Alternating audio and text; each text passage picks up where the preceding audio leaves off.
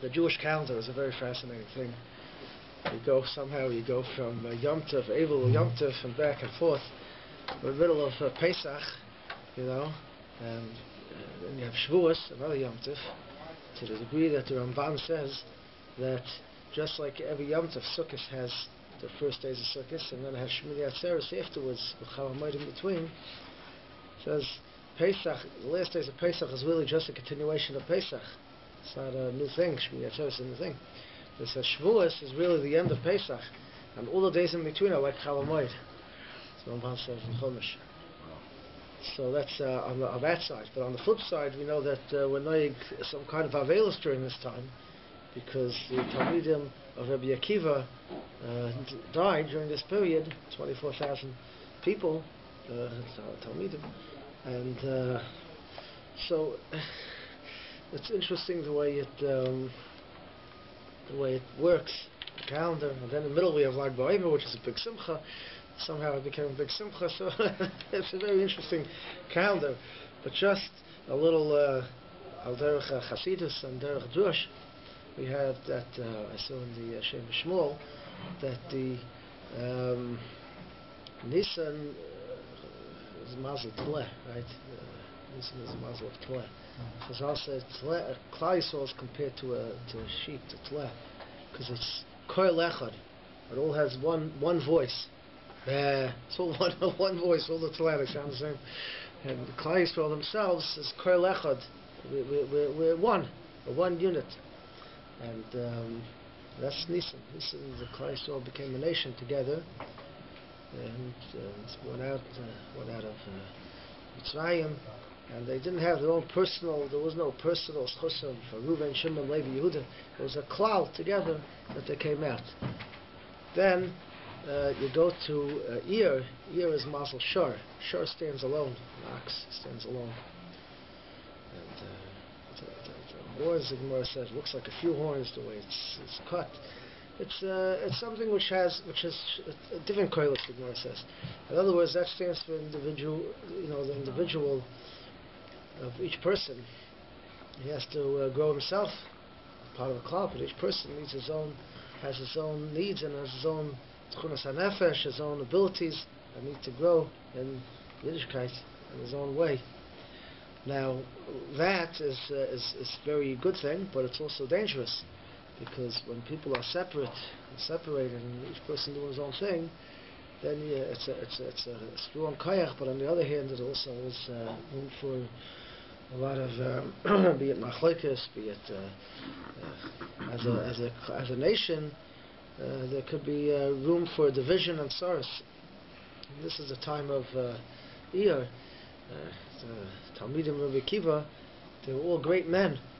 Because they each were working on their individuals, growth and their greatness, and that caused them a gefa.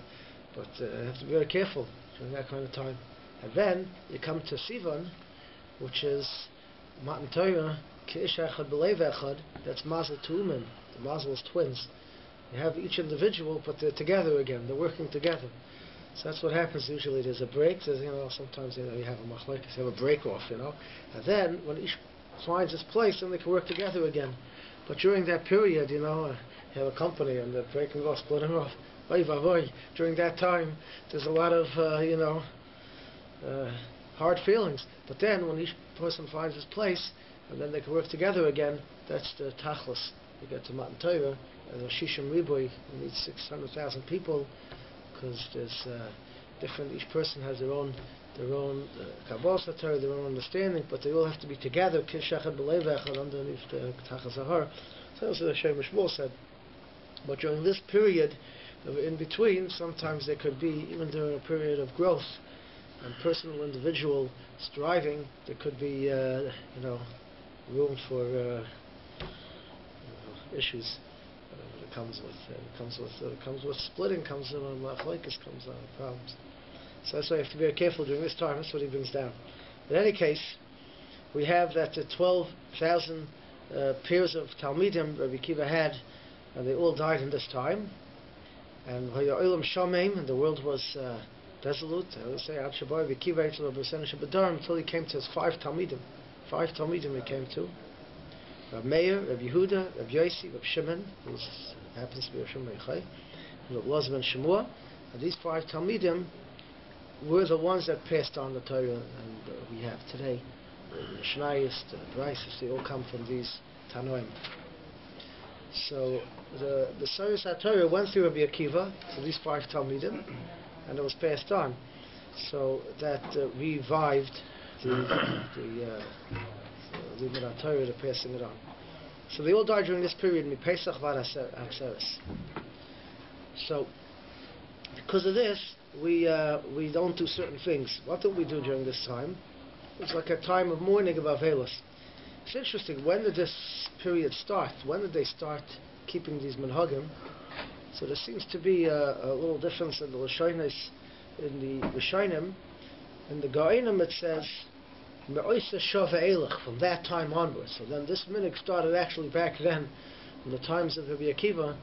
After this happened, that's when these minhagim started, not to get married during this time, whatever, we'll see. And other Rishonim Mashma was a minhag that was a little bit later started, that some had a minhag, Yesh Noyag, and some Rishonim right. So it sort of started in different places and spread. Either way, today it's a minhag that Kol Yisrael keeps, and therefore it has the strength of a minhag of the whole Klal Yisrael, which you can't break, similar to what we have Kitnius and different things, that that was accepted by the entire Klal Yisrael, each according to their minhag. It's by the Ashkenazim, so it's not something which you could change so easily. Oh. Is that marriage? What? What is the minhag? What are you saying? Marriage. Minhag with marriage. You can't get married during this time. You don't have chassanas during this time. Everyone agrees with that.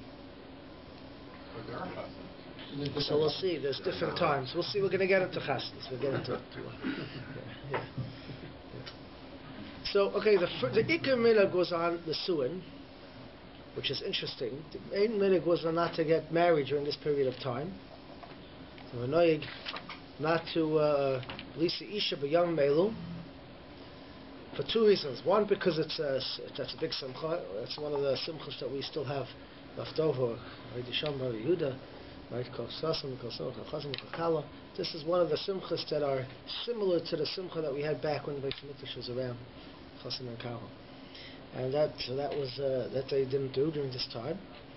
And also, Yom Melu Alulam Heim. We call beard mazel. You don't want a beard mazel when you go into a chasana. So that's the wrong thing to mess around with. And it's beard mazel. So that's why.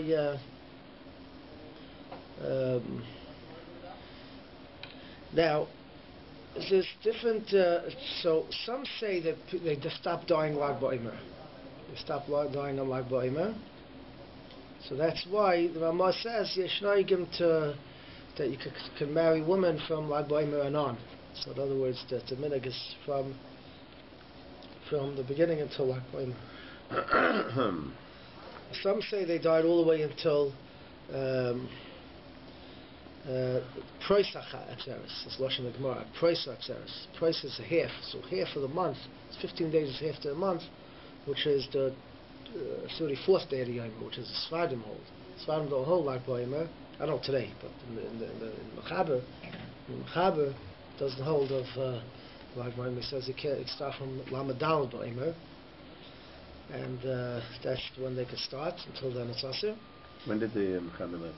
What? When did Mechaber live? How many years ago? He lived in the 1500s. 1500. Yeah. And then there's other shitas, like we know, there's those that keep just 33 days, and they split it up. So they do in the beginning until they do from Rosh Chodesh Iyar. They do from Rosh Chodesh Iyar until Lag BaOmer. This is a minhag Ashkenaz really. There's Rosh Chodesh Iyar till Lag BaOmer, and then from Lag BaOmer until Rosh Chodesh Sivan. You take a break in Lag BaOmer? Yeah, so some take a break in Lag, some don't. There's different minhagim. There are about 4 or 5 different minhagim. And according to that minhag, the main purpose is to keep 33 days of the Yom. Moshe holds that there's different days that you could add or minus, Rosh Chodesh, Rosh Chodesh, not. You could be mashal on different days. As long as you have 33 days, you're okay. So if you what? Okay, so you have to have 33 days. You have to have 33. We'll talk about different sudas mitzvahs, whether you're allowed to have music. That's a separate question. But the days of the OMER don't change. The days of the OMER are during this time. So Moshe talks about having chasana if you can't work out in one, or if you switch to a different minhag.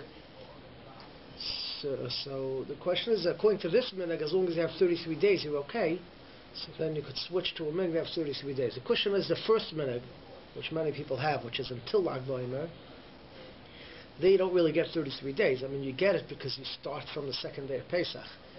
But during Chol Hamoed, obviously, there's no Dinei Avelis, and therefore it really gets pushed off until after Yom Tov, and then you're not going to get 33 days. But you get but we count 33 days because you're counting from the beginning of the Yomer, even though it's not really. They started dying then, could be, even though it's not Dinei Avelis because of Chol Hamoed. So could you get married during the Chol Hamoed, Pesach? I know Yom Tov you can't get married. Yeah, but Chol Hamoed also is a Hamoed problem of Ma'arid Simcha B'Simcha. Yeah.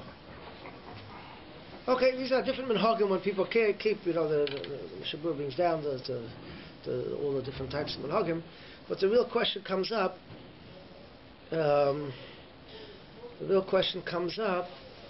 That about going to simchas. You gotta have a chasana before Lag BaOmer, and you have a chasana after Lag BaOmer. So we'll talk about that momentarily.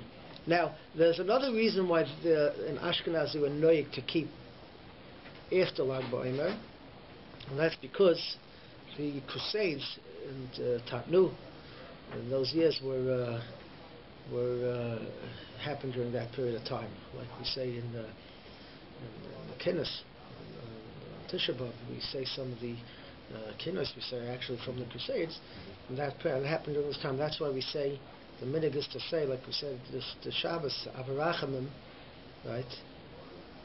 Before Musaf, we say Avarachamim, even though we had a chassan here, because even though it's the bench Rosh Chodesh, you normally don't say Avarachamim in the bench Rosh Chodesh, but even though when you bench Rosh Chodesh, but during the Yemei Sfiru we say Avarachamim, because that tefillah is actually to remember the Jewish people that were killed, Kiddush Hashem, and that tefillah was written for the Crusades. Basically, that's what it was coming for. It's similar. It's very similar to what the whole concept of the Sfiras HaOmer, which the Talmidim of Rabbi Akiva were died during that time.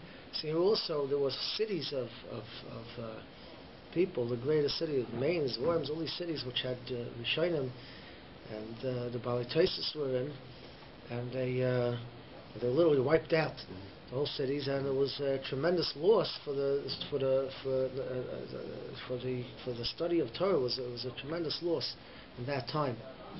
I had mentioned Shabbos a couple of weeks ago that the that the big Tosfos in Bava Kama there at the end, and it talks about Parah. So it's the biggest Tosfos there. It's a small little Gemara with 2 lines. There's a huge Tosfos there, and that Tosfos was written with he pricked his finger and wrote it with blood while he was in some tower hiding from the Crusaders coming. He wrote it in that, and it's well known. So imagine what was what Mesiras Nefesh was to continue the tradition and have the pass down what we have today. If you would realize how much Mesiras Nefesh went into our Shas, the way we have it today, with the Rishonim, that's why we have it, because it was written with so much blood, literally.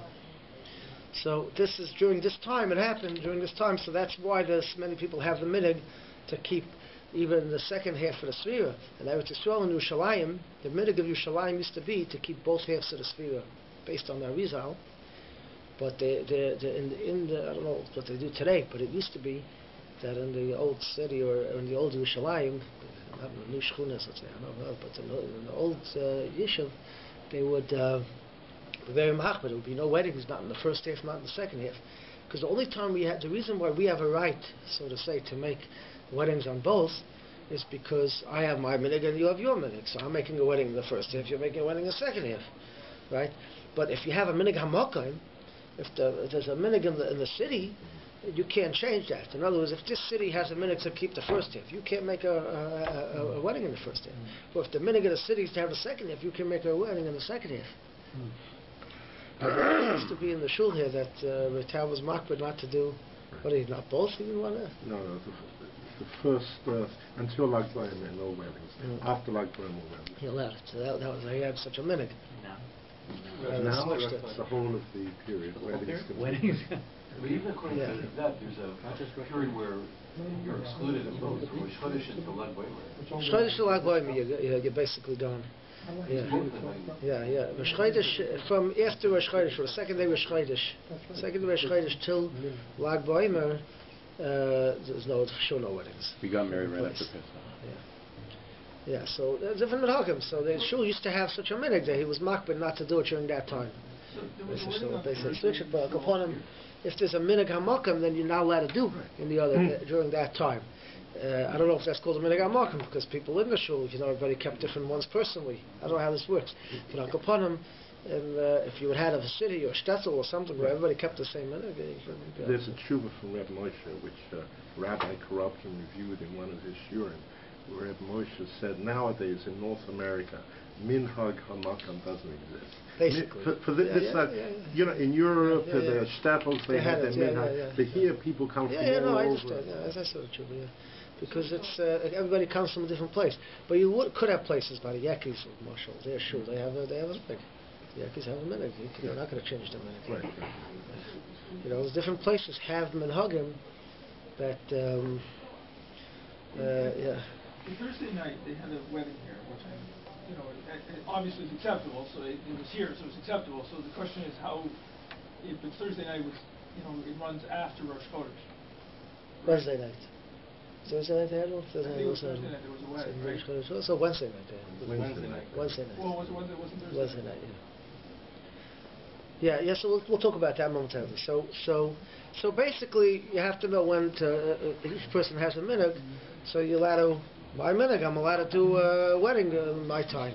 So the question is, me as an outsider, could I come attend the weddings? I attend one wedding and then I attend the next wedding. So the Chassam Sofer has a tshuva. Which he forbids it. He says that you can't go to one wedding in the first half of the sphere and then go to a wedding in the second half of the sphere. You just can't do that. It's both weddings. So, and there's some people that go with that tshuva actually. And there's some people that go with that hold strong like that they can't attend both. You gotta choose one, not the other. But this is just attending, not doing anything, breaking a sphere, just attending the wedding. But Moshe in the tshuva writes very strongly. He doesn't understand the basis of the whole issur to attend a wedding. He goes so far as to say Chassam Sofer didn't mean that. He meant someone who's paskening shouldn't pasken for one person. He could do the first half and the next one the second half, which is also hard to understand. Each person has his own minhag. Right. The Masada Kedushin, the Chassam Sofer writes, shouldn't do for both. Now Moshe L'maisa comes out, he doesn't understand the premise for it. He says that once there's a wedding going on, and they're allowed to make the wedding, so there's a mitzvah to misameach chosn kala, so there's no issue with actually going. That overrides? Because why? Because what's the pshat? Because once you have the question is making the wedding, but once you have a sudas mitzvah, Moshe says, once you have a sudas mitzvah, so then you're allowed to have music by a sudas mitzvah. A wedding is a real sudas mitzvah. It's the ultimate sudas mitzvah. What? You're supposed to personally have a level of veilus, so to speak, then you can't attend. Yeah, so it's not a real aveilus that I personally am a oval. You're right. If someone is in aveilus, then he has a real serious shiloh about going to a wedding.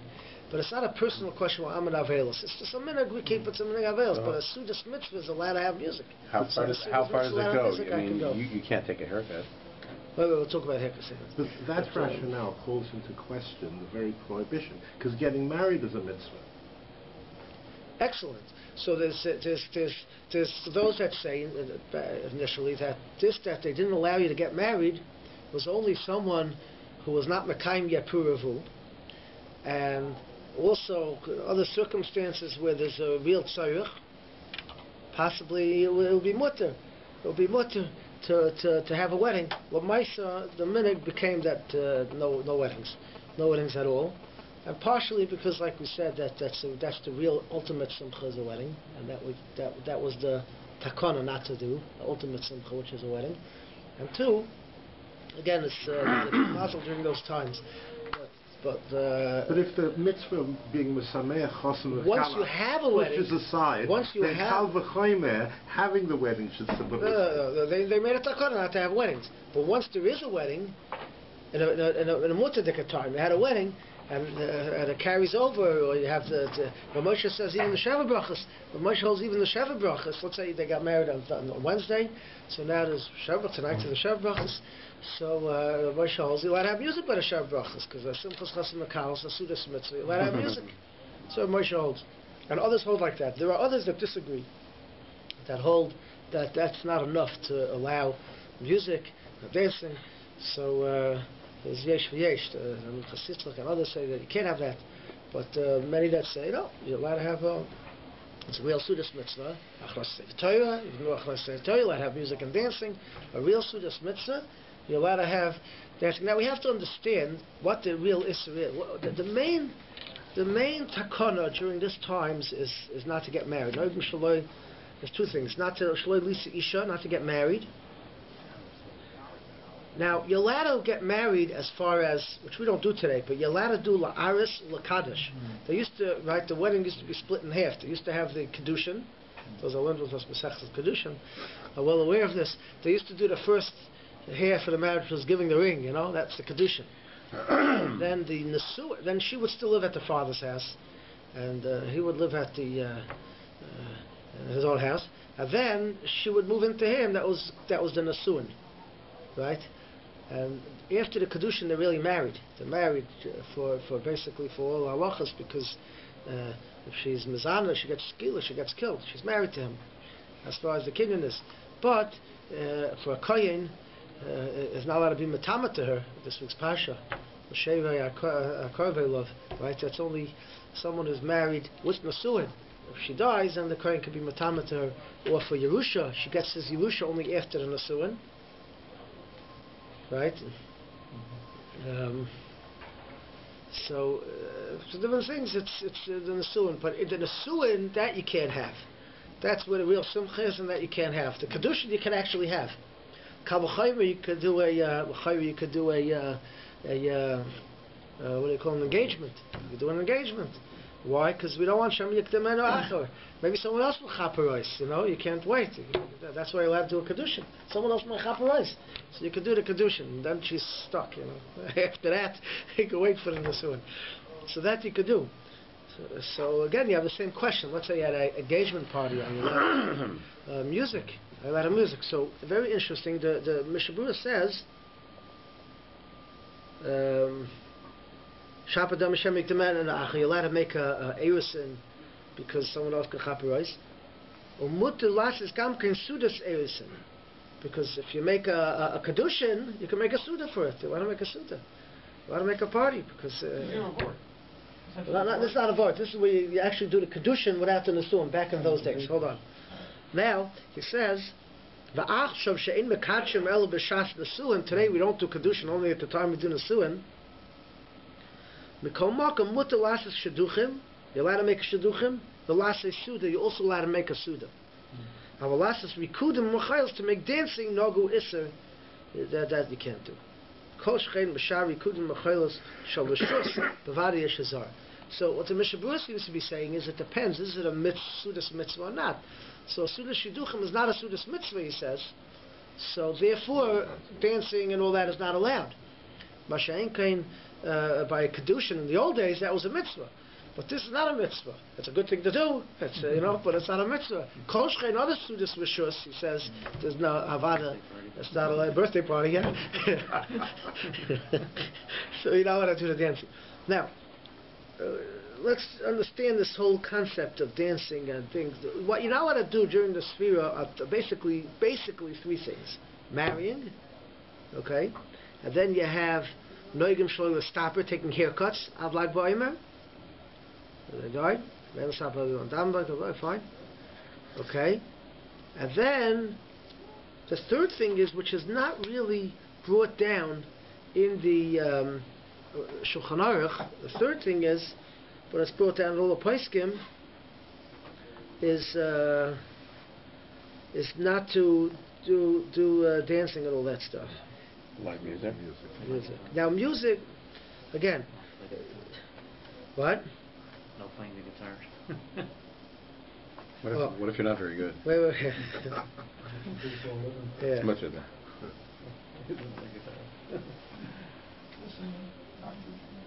It's not. Yeah. It's not proper to get all involved in simcha things. So that's why it's part of the minhag not to do things. So the question is, but the get of this minhag is not very clear. What's us and what's mutter when it comes to music and all that. So there seems to be two takes on the matter here. Some say music is usher, singing is no problem singing. I want to sing. Sing to your heart's content. Now I have music, live music, that's what's usher. Similar to, like during the 3 weeks, live music. What? Hold on, I'll get to acapella. Live music, I'm talking about music, real music with the instruments. And others say that that's not the point. It seems to be the Mashmur seems to go like that, Shem Zalman, that the point is anything which brings to Mecholos, the Rikudim, dancing. Something that brings to dancing, usually music brings you to dancing. You play the music, you get into it, and you dance. So, Shmaka music. So that's where it's it brings simcha, brings to dancing. So that's awesome. There's a question coming with acapella. So the way I understand, there's two types of acapella going on. There's one kind which is very hard to tell if it's instruments or not. They're very good.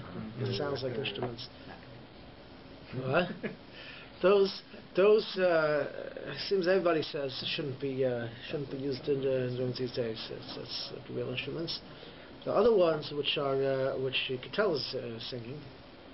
So there's yesh v'yesh. It depends on this question. If you say the issue is musical instruments, so it's not musical instruments, the guy's singing. If you say the issue is any geschmacka levitica things that keep people going, that will be included. So you can listen to it in the car. Sakana Safash for sure you can listen to music. If you fall asleep on the road. I'm saying, and you might fall asleep. But by that way, also, if someone's depressed and he has to listen to music, there's no question you should listen to music. Did you say you can drive and listen to music? I just say you can drive and listen to music. Like I said, if you're driving, you're going to fall asleep and you need something to keep you up. You're not going to dance in the car, right? That'll put you. No, but music is something that brings to simcha, brings a person in mind. But if it's classical music, where there's no... I say we don't listen to music. Music is something which brings to... But it doesn't bring you to dancing. Yeah, still. Like a kumsitz or something like that. Still. But, okay, that's the minhag is not to listen to music, and the minhag is not to do things which bring to dancing. Again, the situation, so that's the question, if you have a Sudas mitzvah or something, a real Sudas mitzvah, that's machlokes. It's machlokes in the poskim. If a real Sudas mitzvah, if that allowed by chasana, everybody agrees that once you have the chasana, and it goes into the night, avada you could, that's mamash simchas chasam nekala, that's the mitzvah to be misameach chasam nekala, that's the dancing itself is a mitzvah, we'll get to more of that. But other Sudas mitzvah, it's machlokes whether we allow music and other things. I think the general minhag is not to have, even by brisim or by bar mitzvahs. I think the general minhag is not to have music, but there is a machlokes in them, and a lot that are matir to have music. Let's say by bar mitzvah. Bar mitzvah has to be very interesting. Bar mitzvah has to be either by yom, the day of his bar mitzvah, that will be a sudas mitzvah, or the Yam Shel Scheiner says that even if it's not on the same day of his bar mitzvah, but if the bar mitzvah bacha gives a drasha That has the din of a Sudas Mitzvah by Yom. This is what the Marshal says in Baba Kama. And yeah. The part I don't understand about this is, if they're doing a wedding, so that they're doing it during their days where they're not noheg availus. Right. So why should there even be a shaila? No, I have availus. I'm being noheg. Oh, so that's what you're asking on. Or, you're asking. I mean, but you're not the one who's providing the music. It's the ball. No, but I'm going. I'm joining in. I'm dancing. I'm joining in to the party. Yeah. I'm joining the whole party. So you're just saying on how you're going to conduct yourself. There's going to be music there. Yeah. Right. Also, sometimes it goes over, like we have. Like, let's say it starts in the day and goes in. Lag B'Omer starts in the day and goes into the night. What if, right. So then there's a lot of dancing, or even during my own sphere, you start the chasana when it was mutter, and it goes into the night. Well, what would be if you're a musician for parnasa? So for parnasa purposes, that's something else. You're allowed to play for parnasa. That's like by a non-Jewish event, you're allowed to play. You're allowed to play for parnasa. Yeah. And for practice, it could be also allowed to play. It's not, you're not playing as a music. You're playing to practice the. Practicing for parnasa. For parnasa, a person's allowed to do. Yeah. Practicing for parnasa. There's no issue about so we couldn't jam. Buying new clothes or renovating a kitchen during. Unless we were. Okay, that's a good question. Preparing for say an event. So these are the three main things that are not allowed. Yeah, these are the three main things that's clear in halacha. One is the suin. Right. Second thing is haircuts, and the third thing is music, which isn't in the Mechar, but it's in all the places can discuss music and dancing. So one question related to this. Let's say Dov and I wanted to practice for a Lag BaOmer party that we were going to perform at. Could we do that? We're not getting paid for it. Not getting paid for it?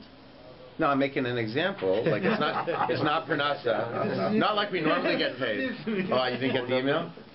No, like imagine a case where it's not parnasa, but you're asked to put. That's a good question. If it's not so necessary, maybe it's I don't know. Could be if you have to know what it's needed for. Practice usually is it's not we're not so machbar on the practicing, depending on what context how it's done. Practicing as a band together, and it's really getting lively, depending on how it's done. So the question comes up, I think you asked before, what about, Moshe has a tshuva, someone is asked to come to a wedding, invited to a wedding, and he hadn't taken a haircut since, who knows when, and he really needs a haircut badly. Shave. He looks like a wild, who knows what. He's coming, he's the best man at the wedding. He's invited. So is he allowed to take a haircut to serve the chasana? That was the question that was asked.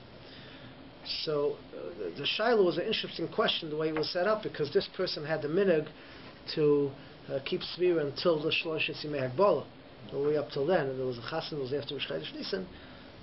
So it was one day he wanted to know if he could switch his minhag then and take a haircut. So Moshe said, even though normally he says he could switch his minhag, but in his case he wasn't able to switch his minhag because you have to get 33 days, and he didn't have 33 days. In other words, you need to have 33 days of OMER. You can't cut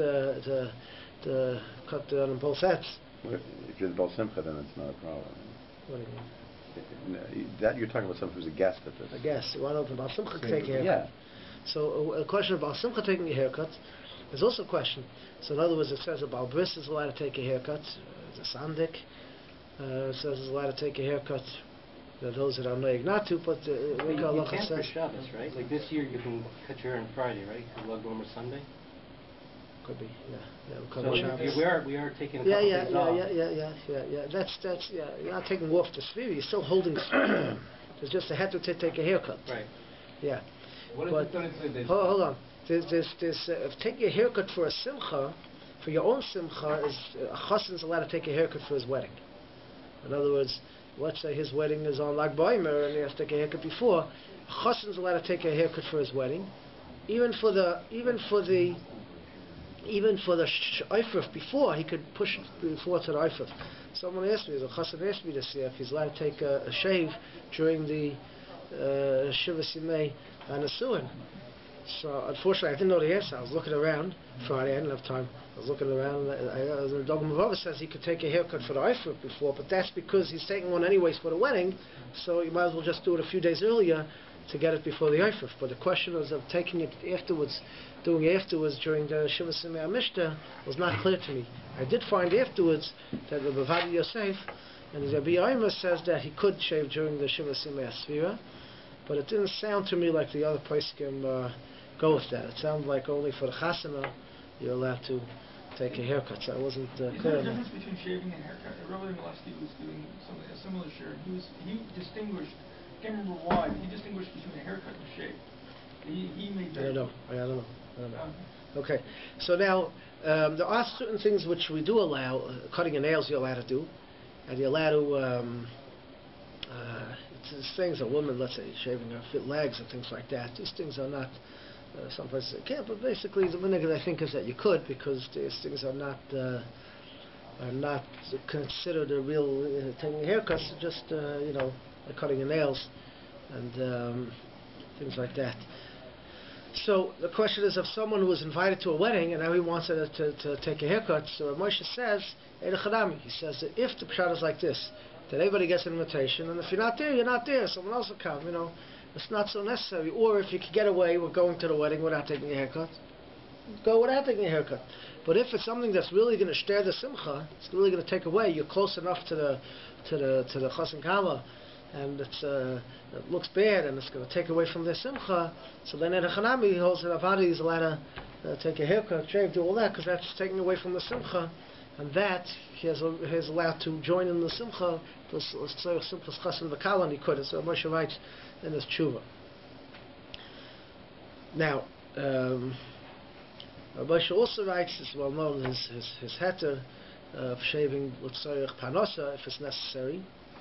He holds that the mokum hefsid legosu, a place where there's a hefsid involved. You have to, there's a hefsid, but in the case where there's a hefsid involved, he holds a one geyser, and then he'll be allowed to shave, or you have an important meeting or something for these things. Moshe holds a heter. So machlokes others holds no heter, but Moshe holds a heter. Many are noig like him.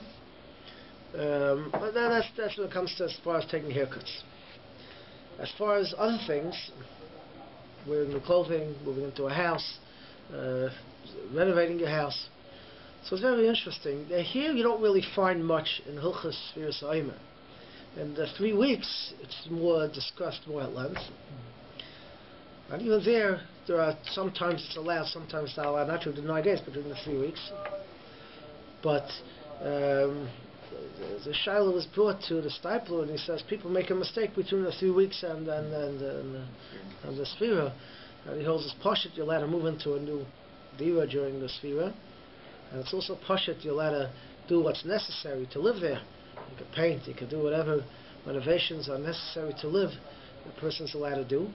There are others that say anything that's stam, for simcha, to add on, to make your house bigger, for just, for that, you shouldn't do. There are those that hold us asr, but it's not clear.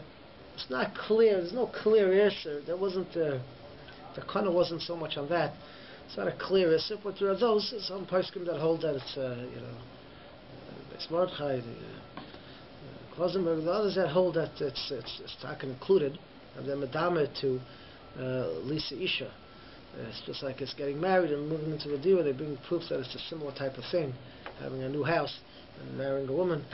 I don't know, but they bring that would have a similar type of simcha and that wouldn't be permitted. Well, Maisa, if there's a tzarich for it, whatever it may be, there's a necessity.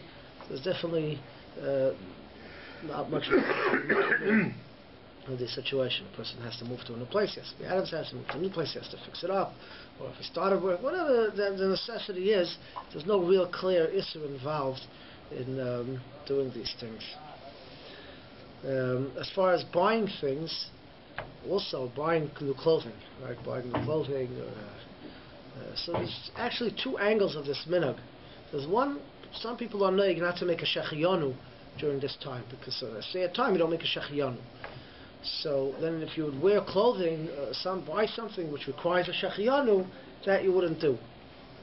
Others are saying, no, there's no problem making shech. Definitely, once you have something and you already have a chiv shechiyanu, how are you allowed to make the bracha? You should make the bracha shechiyanu. But the question is to go buy something to put yourself in a situation to make shechiyanu. But Maisa, today we don't really make shechiyanus on most things. People buy suits every year, every few times a year. People buy suits. So it's not something which necessarily requires a shechiyanu. And we don't do that often. A toiva meitiv you're allowed to make. So we're moving into a new house. Anyway, it's not a shechiyanu, it's a toiva meitiv. A toiva meitiv you make for when it's not just for you, but other people are also benefiting. A guy buys a new car. It's not just him. His kids, his wife, they all get from it. So then it's a bracha you would make on that. It's not a shechiyanu, it's a toiva meitiv. Right? So there's no problem making a toiva meitiv during this time. There's only problem making a shechiyanu. So that's for sure wouldn't be an issue. And then today we don't make so many shechiyanu, so that's not such an issue. But nonetheless, it's nispashet aminig not to buy new clothing that gives simcha. That's the general minig today, even though it's not clear also the source of this minig, but there is that minig is out there, not to 3 weeks. It's more clear, but even here, that not to buy things which give a person simcha, and therefore the minig is not to buy things during the. Some people allow wearing it on Shabbos. So some minhagim that on Shabbos you can wear something new. Some say even on Shabbos you shouldn't. There's different minhagim, but the minig became not to buy new clothing. But if there's a necessity, avad a person could, especially shoes, things like that. It's not such a simcha, anyways. But I don't know. Maybe they sell these shoes for $500, $600. I don't know, but what are they called? Snakeskin shoes? But anyways, but clothing a person needs, they need a suit. The suit went. Something which is a necessity for covered abiyas, they need the clothing. When Avada is allowed to buy, but something which is not such a necessity is a minig not to buy new clothing if it's not such a necessity. So that covers basically the yonim that are noyeg during this time. We do know we have Lag BaOmer, right? Lag BaOmer is a time of simcha. Hagam and the Iker Halacha, it doesn't say much about Lag BaOmer. It doesn't say much about Lag BaOmer, generally speaking. But just says when the Talmidim died, when they stopped dying. So if you hold they stopped dying Lag BaOmer, so then the sphere is over Lag BaOmer. If you hold they stopped dying later, it's not over. The Maisa, it became a minhag that even those that keep the full sphere don't hold a simcha during the Lag BaOmer time. There are different reasons given why we have such a simcha during that time. Many different reasons, but the main reason we all know is some say that Rabbi Shimon ben Yochai was nifter on that day. Rabbi Shimon ben Yochai, so they go up to his kever, and on that day that he was nifter, he was megala to his talmidim the Zohar, so which he learnt in the Myra when he was in the cave for all those years, 12 years. He learnt the Zohar with his son.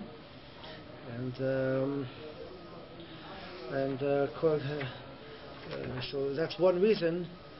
Al Pidum Mukabalim, that's probably the main reason why there's such a simcha during the Lag BaOmer time, and it fits in because the main reason was sad is not just because the Talmidim died, but it was because of Olam Shabbat. There was a loss of the Torah study in that time. It was almost like, because I'll say that when Gemara says that when Tam Chacham was nifter, it's worse than the destruction of the Beis HaMikdash. The destruction of the Beis HaMikdash is Eitzim Ba'avanim. Tam Chacham is nifter, that's worse because the passing down, the passing down of the Messiah of the Torah was passed out through generation to generation. You can't have a break in the link. If a break in the link is a real problem. I can imagine what kind of break this was with all Talmidim being nifter. But now, on the other hand, we have here that Reb Shimon ben Yochai, who was a Talmud of Rabbi Akiva, he brought back not only Torah Shabbat Peh, Stam Reb Shimon in the Gemara is Reb Shimon Chai, but he also brought back a whole hidden world of Torah, of Kabbalah, Zohar. He brought in, so it's just the opposite of the problem.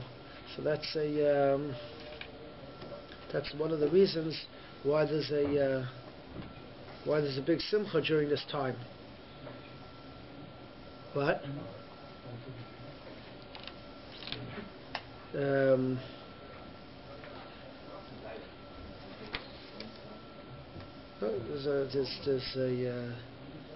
There's others say, some Sefer says that, interesting, it's not like the Gemara, but he wants to say, according to Sifin Midrashim, that they finished the matzah when they went out of Mitzrayim, right, they had matzah. They finished the matzah on Tez Zayin, and then they didn't go 3 days, they didn't have bread, and the mun started falling on Lag BaOmer. So some Sefer says, the mun started falling on Lag BaOmer. So there's different reasons given for the thinking. Now, I want to just mention one thing, which is not the topic of our conversation, but being that it was brought up here, I think it was important to mention that the Zohar is a fascinating thing, the way it came about, the way we have it today, because the Zohar is it didn't come about until the times of Rishonim. It was released, so to say, by a certain Rishon. Moshe DeLoin, I think it's called, and he released it. He said he had it, it was hidden, and he had it, passed down. The Torah HaKabbalah was passed down, clearly was passed down from generation to generation. They had Yonah, V'Achi Ashiloni, the Ravid, the different Rishonim that were well-known Kabbalists, that had the many areas of Kabbalah that were given over, and they had it. It was kept very, very quiet and secret, and it's a share for itself. This whole concept is definitely needs a share in itself. But it was handed down through different Rabbi Yitzchak Saginar, the blind Rabbi Yitzchak, who was a big Kabbalist. There were many Rishonim going all the way back that had this Torah HaKabbalah. The Kantor was mentioned, others, but the Zohar actually came out at a later point, and there were many that didn't want to accept it initially because a new thing came out, all of a sudden, many years later, it's being released. So the different people, the Yavits and the others, the Tshuva Miyava, Talmud and Yehuda, questions. Many that questioned whether the Zohar was actually written by Rabbi or Talmud, Moira Talmud, Shem Yechai, from Torahs that they heard from Shem Yechai straight out. But Maisa, it was accepted in all areas of Klal Yisrael, basically based by the Goyin, the Vilna Goyin and the Baal Shem Tov. You have the Vilna Goyin and the Baal Shem Tov, you have basically everyone. And that was by the Rizal, first of all. Now, once the Rizal came around, the Rizal learned the Torahs of what? That's 400 years after the Rishon. They're already Achrona. Yeah. Well, no, it was accepted earlier also, but there was all the descendants, quieted down by that time, because once the Torah HaKabbalah became more out there, so to say, and people like the Arizal had Giluyim, Shem Mordechai, they have stories of the guy. If you look in the Akdama, these are things which are beyond our concept. If you look in the Akdama, that Talmud of Chaim Volozhin wrote about the Vilna Gaon, he writes that very interesting story. But anyways, he had Rav Shimon Yochai on his right side and the Rizal on his left side. When he was saying over something of a certain Kabbalah. So once you enter the world of Kabbalah, there's certain the revelations that they have, which are you don't have to see it to believe it. You read some things that these great people wrote. You read how much in a short period of time. The Rizal is 33 years old, and how much Torah came out from him. A person in 10 lifetimes wouldn't be able to learn so much. That's obviously, these are tremendous Geluim, and people learn. Moshe Feinstein, the Torah Sanigla, the amount that he was able to learn and know. They went through Shas and Shulchan Aruch over 600 times each. And how many times that is per year? It's something which a normal human being couldn't fathom. And people that actually knew them and spoke to them, didn't have any questions. What we think back, so how's that possible? But enter a different realm is different. So, anyways, it was well accepted by all the Dailim and the Chaynim and the Shuvas that the Zohar is back from Shemachai, and therefore on Lag BaOmer, there's a tremendous simcha that the day Reb Shimon Yochai passed away, it was Niskala, was opened up to this new Torah that was kept hidden, and slowly but surely came out over the ages. Again, it's a share for itself. Maybe one day we'll talk about it more barichas, about this unbelievable phenomenon. But if a person's coming to Lag BaOmer, he has to know what he's all excited about, Like bonfires, there's a minute to throw clothing, there's a minute to throw clothing, we don't do it here, but Yerushalayim, they throw clothing into the bonfire. What do they say? Throw clothing into the bonfire. There's no question in the Chayim. You're destroying a baltashkes, you're destroying good clothing. But one of the reasons is because we sing on Lag BaOmer, Nasa Adam Ba'avuech, that Shimon Yochai was the person that reached the ultimate darga of Adam Rishon Kaidem Achet. Adam Rishon didn't have clothing, right? So after he did the sin, then he got clothing, right? He didn't have clothing. Shimon Yochai was in the mire, he didn't have clothing. He was sitting his head in the sand up to here. He didn't have clothing. It reached such a level. So to show that, we take the clothing and we throw it in the fire. We don't need it. The ultimate person of Shimon Yochai came to such a daga. Al Kapanim, we have to be with Sameach, with Ashreinu Ma'atayv Chalkeinu. We have such a rich Torah that's so full of all kinds of chidushim and Gemara and Mishnayos and Kabbalah and everything. So it's a tremendous simcha we have, and that's what comes out on Lag BaOmer. Okay. That's good.